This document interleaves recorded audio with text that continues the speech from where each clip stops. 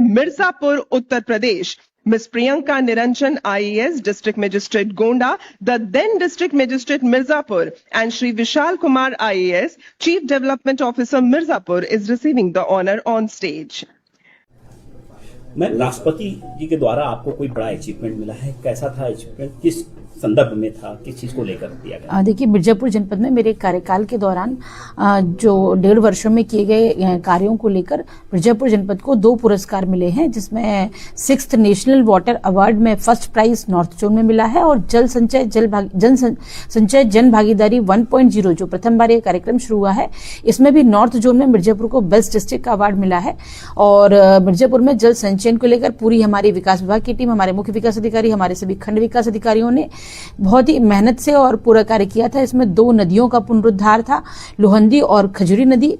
लगभग लोहंदी नदी पर 12 किलोमीटर से अधिक और खजूरी नदी पर भी 15 किलोमीटर से अधिक लंबाई पर हम लोगों ने कार्य किया था। इसमें जन सहभागिता, मनरेगा और कन्वर्जेंस के माध्यम से कार्य किया गया है। 50 से अधिक ग्राम पंचायतें इनसे लाभान्वित हुई हैं। इसके साथ ही हमने 153 बंधी और 34 चेक डैम, 170 खेत तालाब, बड़ी संख्या में हाफ मून बंडिंग, 1 करोड़ से अधिक पौधों का वृक्षारोपण और नदी तट पर जो उनकी नदी के जो तटबंध है उसकी मरम्मत, ये सारे कार्य हम लोगों ने किए थे।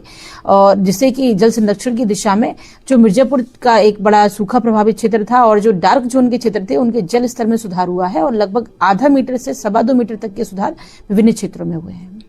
कैसा महसूस कर रही है मैम?